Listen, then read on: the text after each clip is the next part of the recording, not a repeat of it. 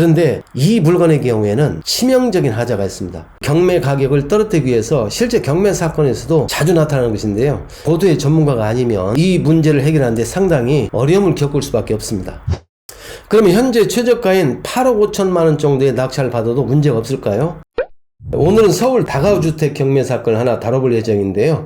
최근 고금리 여파로 경매 물건이 빠른 속도로 증가하고 있는데, 그럼에도 불구하고 서울에 있는 아파트나 특히 다가구주택의 경우에는 입찰 경쟁률이 치열하고 낙찰가도 대부분 80%를 넘고 있습니다. 오늘 물건의 경우에도 다가구주택이라서 그런지 많은 사람들이 관심을 갖고 있는데요. 현재 64%까지 떨어져 있긴 하지만 결정적인 문제가 하나 있어서 쉽게 낙찰되기는 어렵다라고 보여집니다. 특히 전에 한번 낙찰됐다가 미납을 한 적이 있는데 바로 이 점 때문에 그런 것이 아닌가라는 생각이 듭니다. 어쨌든 한번 미납을 한 사건이기 때문에 이 물건을 꼭 입찰하고자 한다면 그 문제점을 정확하게 파악하고 입찰 여부를 정하는 것이 좋습니다. 특히 이 물건의 경우에는 낙찰을 받고 난 후에 해야 될 후속 조치가 대단히 중요한데요. 쉽지 않은 부분입니다. 그러나 어쨌든 이런 부분들을 파악하지 못하고 입찰했다가는 앞에 사람과 마찬가지로 또 미납을 피할 수가 없겠죠. 자, 그래서 오늘 물건에 어떤 문제점이 있는지 먼저 한번 정리를 해볼 텐데요. 자료를 보기 전에 한번 간단하게 정리를 해봤습니다. 문제점은 3가지 정도가 되는데요. 첫째, 이 물건의 경우에는 건물은 전체가 다 경매 대상인데 대지는 2분의 1 지분만이 매각 대상입니다. 두 번째 문제점으로는 위반 건축물에 해당되는 부분이 있습니다. 그리고 마지막으로 세 번째로는 선순위 임차인이 다수 있습니다. 자, 이런 경우에는 특히 임차 보증금을 인수하게 될지 그 점에다 초점을 맞춰서 분석을 해야 되겠죠. 자, 그러면 좀 더 구체적인 내용은 자료를 같이 보면서 확인해 보겠습니다. 소재지는 서울특별시 도봉구 쌍문동입니다. 물건의 종별은 다가구인데요. 바로 이제 앞에서 말씀드렸다시피 토지가 전체가 아니고 2분의 1 지분입니다. 전체 면적은 약 75평이 조금 넘는 면적인데요. 그 중에 2분의 1인 37.77평이 매각 대상입니다. 건물은 지하 1층에서 지상 5층으로 구성되어 있는데요. 전체 면적은 203평이 조금 넘습니다. 이 부분은 전체가 다 경매 대상입니다. 자, 이어서 감정가를 보겠습니다. 감정가는 13억 2,900여만 원이고요. 현재는 최저가가 64%까지 떨어져 있습니다. 8억 5천만 원이 약간 넘는 금액입니다. 옆에 그 입찰 진행 내용을 같이 보겠습니다. 1차에서 4차까지는 유찰이 됩니다. 그리고 이제 5차 매각기일에 낙찰이 되는데요. 이때 2명이 입찰을 했네요. 당시 그 낙찰가는 6억 5,100여만 원. 감정가 대비 약 한 49% 가까이가 됩니다. 근데 결국 이제 미납을 했고요. 그리고 이어서 6차, 7차 때도 유찰이 되고, 현재는 8차 매각기일이 2024년 6월 18일로 예정되어 있습니다. 방금 물건의 간단한 개요와 입찰 진행 내용을 봤는데요. 그러면 이어서 이 물건에 그 3가지 문제점이 있다고 그랬죠. 그 중에서 제일 간단한 위반 건축물 부분에 대해서 보고, 임차인 부분, 그리고 마지막으로 지분 매각과 관련된 부분을 보겠습니다. 자, 위반 건축물과 관련된 내용은 바로 이 부분인데요. 건축물 대장상 위반 건축물이다 라는 내용이 나오는데요. 본건 건물 2층, 이 건축물 대장상으로는 사무소입니다. 그런데 주택으로 이용 중이다 라고 조사가 되어 있습니다. 근데 이 물건의 그 건축물 대장을 보면은요, 위반 건축물이라고 지금 낙인이 찍혀 있긴 한데요. 방금 봤던 2층에 대한 용도 변경, 그 내용은 나와 있지 않습니다. 여기 위반 건축물과 관련된 내용을 보면은요, 2016년 7월 19일 날 2층 사무소를 주택 세각으로 무단 용도 변경을 했다라는 내용이 나오는데요. 그 뒤에 2017년 5월 26일 위반 건축물 표기 해제, 2층 사무소를 주택으로 무단 용도 변경한 것을 시정 완료했다라고 해서 대장상으로는 원상 회복이 된 걸로 보여지는데, 그 후에 다시 주택으로 변경해서 쓰는 것이 아닌가라고 보여집니다. 그리고 또 하나 위반 건축물 해당 사안이 있는데요. 바로 이 부분입니다. 이 다가구 주택의 경우에는 총 8대를 주차할 수 있는데요. 그 주차장 중 한 면에 물건이 적재되어 있다라는 내용이 나오는데요. 주차장은 주차 목적이 아니고 다른 용도로 써서는 안 됩니다. 바로 이제 그 근거가 주차장법 제19조 4에 나와 있는데, 구체적인 내용은 용도 변경을 금지한다는 내용입니다. 근데 거기다 주차 목적으로 쓰지 않고 이 물건을 적재해서 주차장법 제19조 4 규정에 위반했다는 내용이 지금 나와 있습니다. 자, 다음으로 임차인 현황을 보겠습니다. 이 사건 임차인 현황을 정리한 자료인데요. 지금 자료상의 내용은 매각 물건 명세서를 기출해서 정리한 겁니다. 그 아랫부분에 보면은 총 임차인 수가 13명으로 되어 있고요. 그리고 임차 보증금의 합계 합계가 11억 6,500만 원으로 되어 있습니다. 특히 자료 내용을 보면은 대부분 다 선순위 임차인, 대항력이 있는 걸로 지금 나와 있는데요. 이 내용은 실제 사실과는 약간 다른 부분이 있습니다. 결론부터 말씀드리면 임차인은 13명이 아니고 11명이고 임차 보증금의 합계도 11억 6,500만 원이 아닙니다. 특히 이 중에서 제일 중요한 것은 선순위 임차 보증금이 중요하죠. 그런데 그 선순위 임차 보증금은 9억 정도가 됩니다. 자, 그럼 어떤 이유에서 임차인 수와 보증금의 액수가 좀 차이가 있는지 그 부분만 확인해 보겠습니다. 여기 첫 번째 임차인 더 라움 홀딩스는 사업자 등록을 했는데요. 대항력이 없고 후순위 임차인입니다. 그런데 확정일자도 없고 배당요구를 하지 않았기 때문에 따로 배당 받지 못하고 당연히 나가야 될 사람이죠. 그래서 이건 신경 쓸 필요가 없는 부분이고요. 근데 이 두 번째 간기모 씨인데요. 전입일자가 2014년 6월 26일입니다. 그 위에 말소 기준권리 일자를 보니까 2019년 9월 24일이죠. 그러면 선순위 임차인으로 보여지는데 보증금이 나와 있지 않습니다. 근데 이 간기모 씨는 별도의 임차인이 아니고요. 매각 물건 명세서를 확인해 보면 여기 보실까요? 조창모 씨가 있습니다. 이 조창모 씨.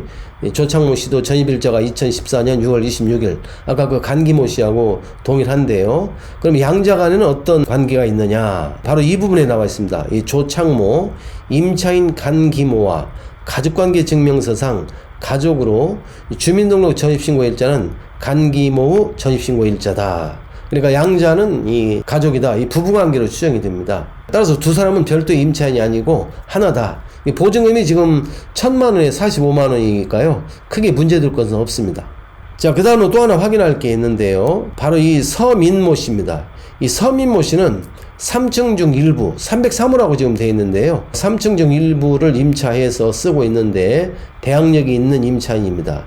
보증금이 1억 5천만 원 지금 되어 있는데요. 그 아랫부분에 보면 서은모 씨가 나옵니다. 이 서은모 씨는 뭐냐면 임차권자 망 서민모의 수증인이라고 되어 있습니다. 그러니까 이 서민모 씨가 임차인인데 사망을 했습니다. 그리고 임차권에 관한 권리는 서은모 씨한테 정해를 한 것이죠. 그러니까 이 두 사건은 별도의 두 개의 임차권이 아니고 하나의 임차권입니다. 따라서 그 아래에 11억 6,500만 원이라고 계산된 그 임차 보증금 중 1억 5천만 원은 빼야 되겠죠. 그만큼 선수 임차 보증금의 액수도 줄어들게 되는 것입니다. 그 다음에 이제 마지막으로 하나 심각한 것이 있는데요. 바로 이 토지주택공사입니다. LH죠.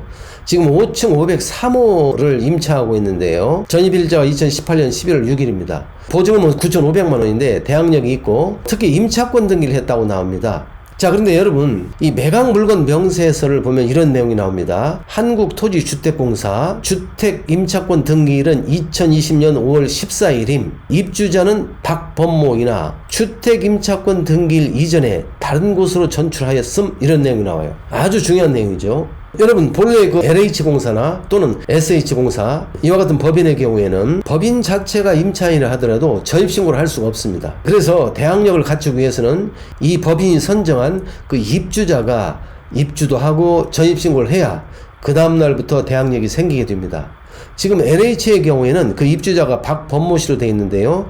이 박범모 씨가 점유와 더불어서 전입신고를 하게 되면 그 다음날부터 대항력이 생기는데요. 이 박범모 씨의 전입일자는 2018년 11월 6일로 되어 있습니다. 그러니까 이때부터 대항력은 유지가 됐는데요. 중요한 것은 뭐냐면은 박범모 씨가 나가버렸습니다. 입주자가 점유나 전입 중 어느 한 가지를 상실하게 되면요. 그동안에 가지고 있었던 대항력이 사라지게 됩니다. 또 확정일자를 받았다 하더라도 우선 변제권 역시 사라지게 됩니다. 따라서 부득이한 사유로 나갈 상황이라면 주택 임차권 등기를 하고 그리고 나가야 됩니다. 만약에 기존의 대항력과 우선 변제권을 그대로 유지한 상태에서 주택 임차권 등기가 됐다고 하면은 임차권 등기가 언제 됐든 상관없이 기존의 그 대항력과 우선 변제적 효력이 그대로 유지가 됩니다. 따라서 입주자가 나갔다고 하더라도 LH에서 임차권에 관한 권리를 행사하는데 문제가 없다라는 것이죠. 근데 이 사건의 경우에는 지금 입주자 박범모 씨가 임차권 등기일 전에 다른 곳으로 전출했다라고 나옵니다. 자, 이렇게 임차권 등기가 되기 전에 입주자가 다른 곳으로 전출했을 때는 이 임차권 등기의 효력은 어떤 의미를 가진 것일까요? 자, 이런 경우에는요, 그 임차권 등기를 한 때부터 대항력과 우선 변제권이 생기게 됩니다. 그렇게 본다고 하면 지금 현재 임차권 등기일은 2020년 5월 14일로 되어 있는데요. 그 말소 기준 권리는 바로 2019년 9월 24일 가압류 등기입니다. 여기 지금 말소 기준 등기라고 나와 있죠. 자, 이렇게 볼 때 결국 한국토지주택공사의 임차권은 대항력을 상실해서 선수의 임차인의 지위를 상실했다라고 보는 것입니다. 따라서 보증금을 전혀 못 받는다 하더라도 낙찰자가 이 부분을 책임질 필요는 없습니다. 자, 그렇게 계산을 해보니까 결국 이 물건의 그 선순위 임차인의 보증금 합계는 9억 원입니다. 자, 그러면 이렇게 봤을 때 얼마 정도의 입찰을 하는 것이 합리적일까요? 지금 자료를 보면은 이번 8차 때 최저가가 8억 5천만 원이 조금 넘는 금액입니다. 만약에 이 금액을 쓴다고 하면은 임차 보증금 9억을 다 받아갈 수 있을까요? 제가 보기에는 그렇게 볼 여지가 있습니다. 그 이유는 뭐냐면 바로 이 5차 때 최저가가 5억 4,400여만 원일 때 한번 낙찰이 됐다 미납을 했잖아요. 이 당시에 입찰 보증금이 5,440여만 원입니다. 약 한 5,400만 원이라고 하죠. 그 돈을 지금 현재 이 최저가에다 합쳐보면은 9억이 약간 넘습니다. 따라서 이번에 입찰한다고 했을 때 집행비용을 고려한다 하더라도 선수 임차 보증금 9억 중 극히 일부를 제외한 나머지는 다 배당을 받을 수 있다라고 보여집니다. 다만 입찰 보증금의 몰수 여부와 관련해서 참고할 만한 그 모순되는 사항이 기일내역과 문건 송달내역에 있는데요. 기일내역에는 미납으로 처리되어 있는데 문건 송달내역에는 매각 허락 일정이 취소되어 입찰 보증금을 반환받은 것으로 보여지는 내용이 있습니다. 그 부분을 한번 확인해 보겠습니다. 이 사건 기일내역인데요. 2023년 6월 14일 날 낙찰자에게 매각 허락 일정이 선고가 되었고 그 후 대금 지급 기한이 정해졌는데 여기 지금 미납으로 나옵니다. 따라서 기일내역상으로 보면은 미납으로 처리해서 입찰 보증금 5,400여만 원 이게 몰수된 걸로 보여지는데요. 그런데 문건 송달내역은 좀 내용이 다릅니다. 이 사건 문건 송달내역인데요. 바로 이 부분입니다. 2024년 3월 8일 날 최고가 매수 신고인 법원 보강금 환급 신청서 제출이라고 나옵니다. 자, 이 내용만 가지고 보면은 그 당시 미납했던 사람이 추후에 매각 허가 결정이 취소되어서 입찰 보증금을 찾아간 것으로 그렇게 보여질 만한 내용이죠. 자세한 내용은 법원에 문의해서 확인해야 되겠지만 만약 보증금이 반환되었다면 입찰 가격은 9억 이상을 써야 의미가 있다고 할 것입니다. 그러면 현재 최저가인 8억 5천만 원 정도의 낙찰을 받아도 문제가 없을까요? 유감스럽지만 저는 그렇게 생각을 하지 않습니다. 왜냐하면요, 위반 건축물이나 선수의 임차권 부분은 그다지 문제가 되지 않습니다. 근데 결정적인 문제는 바로 이 토지 부분입니다. 토지가 전체가 매각이 아니고 2분의 1만 매각 대상이잖아요. 따라서 이 물건을 받는 순간 어떤 문제점이 생길 것인가? 첫째로는 상대방 지분권자가 부당이득을 청구할 것입니다. 당연히 나머지 지분 2분의 1은 아니니까 그에 상응하는 사용료를 부당이득 형식으로 지급을 해야 되겠죠. 두 번째는 이 물건의 경우에는 두 사람의 공유 토지 외에 공유자 중 한 사람인 장명모 씨가 단독으로 건물을 신축한 사안입니다. 따라서 토지와 건물 소유자가 달라지게 되면 법정상권이 성립이 되지 않습니다. 그래서 건물 철거 소송의 분쟁에 휘말릴 수가 있습니다. 물론 현실적으로는 철거가 쉽지 않겠지만은요, 그러나 그 분쟁을 피할 수는 없다라는 점이죠. 자, 그러면 이런 문제들을 일거에 해결하기 위해서는 어떤 방법이 있을까요? 두 가지 정도를 예상할 수 있는데요. 하나는 상대방 지분권자로부터 지분을 사들이는 방법입니다. 물론 이 경우에 상대방이 상당히 과다한 대가를 요구할 수도 있습니다. 또는 지분을 매각하지 않겠다고 거절할 수 있습니다. 그러면 그 다음 방법으로 생각할 수 있는 것은 공유물 분할 청구를 하는 방법입니다. 이 경우에 그 공유물 분할은 두 필지로 분할하는 것은 현실적으로 불가능할 걸로 보여집니다. 지상에 지금 건물이 있잖아요. 따라서 법원에서는 둘 중에 하나로 결론이 날 가능성이 있는데요. 하나는 이 토지 전체를 경매로 팔아서 그 매각 대금을 가지고 각 2분의 1씩 나눠 가져라. 자, 이런 식으로 대금 분할을 명하는 판결이 선고될 수가 있습니다. 자, 이 경우에 특히 주의할 것은 이 물건을 낙찰받은 사람은 그 공유물 분할을 위한 경매 절차에서 이 토지를 놓치면 안 되겠죠. 상당히 높은 가격을 써서 반드시 낙찰받아야 건물을 지킬 수 있습니다. 또 다른 하나는 가격 배상의 문제인데요. 상대방 지분권자로부터 이 낙찰받은 사람한테 지분을 넘기고 그리고 낙찰받은 사람은 그 지분 가격을 상대방에게 지급하는 방법, 일종의 그 가격 배상이라고도 하는데요. 자, 그런 식으로 결론이 날 수가 있습니다. 자, 그렇게라도 해서 무난하게 해결이 된다면은 별 문제가 없겠죠.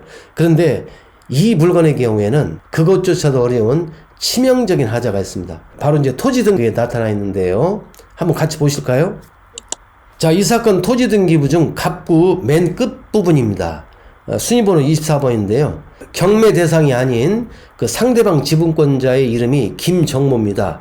그 순위번호 10번에 보면 이 김정모가 2분의 1 지분을 가지고 있는데요. 그 지분 전부에 대해서 가등기가 이루어졌습니다. 언제냐? 경매가 한참 이루어지고 종전에 그 낙찰자가 미납했잖아요. 미납하기 직전 시점인데요. 2023년 8월 7일 날 가등기를 했습니다. 가등기권자는 2명으로 지금 나타나 있습니다. 그리고 특히 이 가등기는 경매 대상도 아닐 뿐더러 이 지분 자체에서도 선순위 가등기입니다. 따라서 이 다가구 주택을 받은 후 나중에 이 가등기가 된 지분을 김정모 씨로 산다 하더라도 가등기권자한테 본등기로 인해서 뺏길 수가 있고요. 그리고 이 전체 토지가 공유물 분할 경매가 돼서 그걸 내가 낙찰받는다 하더라도 나머지 2분의 1 지분에 대해서는 여전히 이 선순위 가등기가 있기 때문에 항상 분쟁거리가 따라다닐 수밖에 없다라는 것이죠. 이런 유형의 가등기는 경매 가격을 떨어뜨리기 위해서 실제 경매 사건에서도 자주 나타나는 것인데요. 고도의 전문가가 아니면 이 문제를 해결하는데 상당히 어려움을 겪을 수밖에 없습니다. 자, 여러분 오늘 물건 전체를 한번 확인해 봤는데요. 물건이라는 건 그렇습니다. 어떤 물건이 아무리 좋아 보여도 그 물건에 어떤 하자가 있을 때는 그 하자에 대해서 정확한 분석이 필요하고, 그리고 나아가서 해결 방안까지 모색이 됐을 때 입찰을 해야 됩니다. 특히나 오늘 물건 같은 경우에는 직접 경매 대상인 물건에는 그다지 큰 하자가 없습니다. 그런데 나중에 이 물건을 낙찰을 받고 난 후 경매에서 빠진 나머지 토지 지분 2분의 1 이것을 해결하는 데 있어서는 아까 앞에서 본 그 선순위 가등기 때문에 해결책이 굉장히 까다롭다라는 것을 정확하게 인식을 해야 될 것이고요. 이러한 부분에 대한 해결책을 충분히 검토한 후에 그 후에 입찰하는 것이 안전하다라고 판단이 됩니다.